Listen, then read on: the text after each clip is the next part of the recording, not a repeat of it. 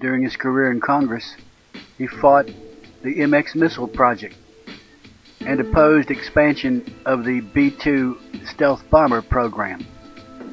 When President Ronald Reagan vetoed this man's comprehensive Anti-Apartheid Act in 1986, a Democratic-controlled House and a Republican-controlled Senate overrode Reagan's veto, the first override of a presidential foreign policy veto in the 20th century. Dellums was the first African American elected to Congress from Northern California and the first openly socialist congressman since World War II. Grenada is a little island in the Caribbean, and the U.S. administration, Ronald Reagan, claimed that the airstrip was used for Soviet military aircraft.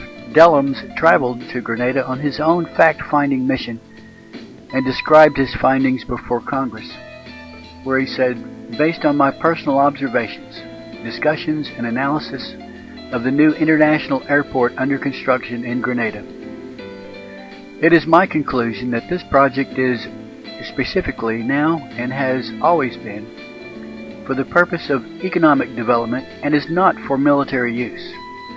It is my thought that it is absurd, patronizing, and totally unwarranted for the United States government to charge that this airport poses a military threat to the United States national security."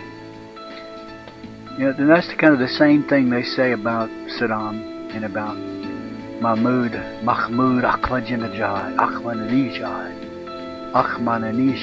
or Ahmadinejad, however you want to say it. Back to Grenada.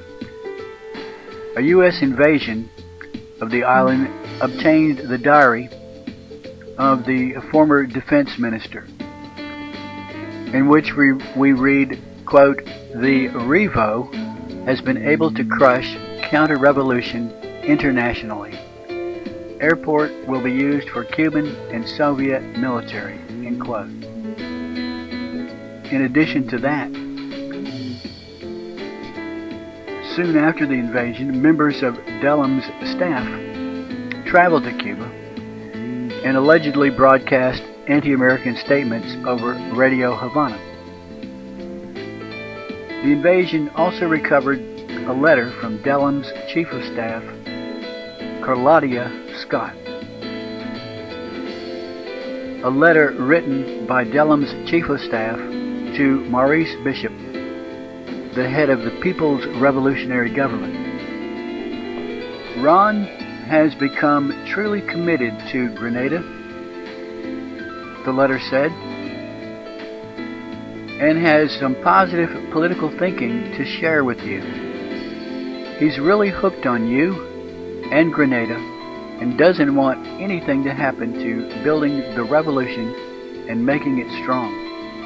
He really admires you as a person, and even more so as a leader with courage and foresight, principles and integrity. The only other person I know," and obviously this person can't write because it says, "The only person I know of that he expresses such admiration for is Fidel."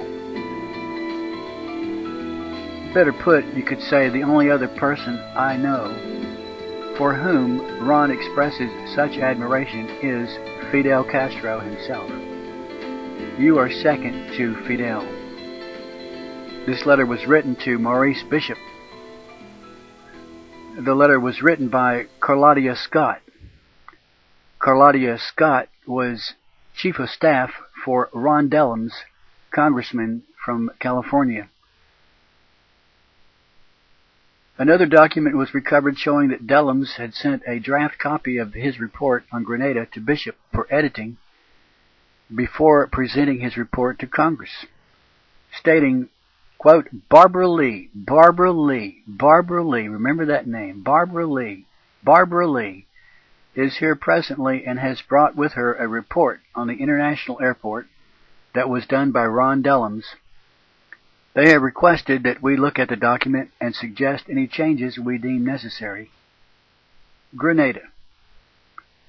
Ron Dellums, Barbara Lee. A few years later, in 1997, Barbara Lee became the congressman from that congressional district in California.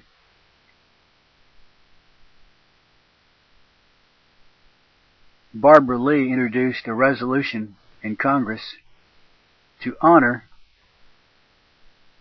somebody by the name of Khalid Al-Mansour, whoever that is. Khalid Al-Mansour. Sounds like some Arab. But if you look closely at the resolution, you find the words Black Panthers. And you realize Khalid is none other than Don Warden. Don Warden, the Black Panther, supposed advisor to the Saudi royal family, is the same one that asked Perry Sutton to help Barack Obama with his admission to Harvard. Oh, and by the way, Don Warden, known as Khalid Al-Mansour, is an advisor to the Saudi named Al-Walid bin Talal. And this particular Saudi has a net worth of $29 billion.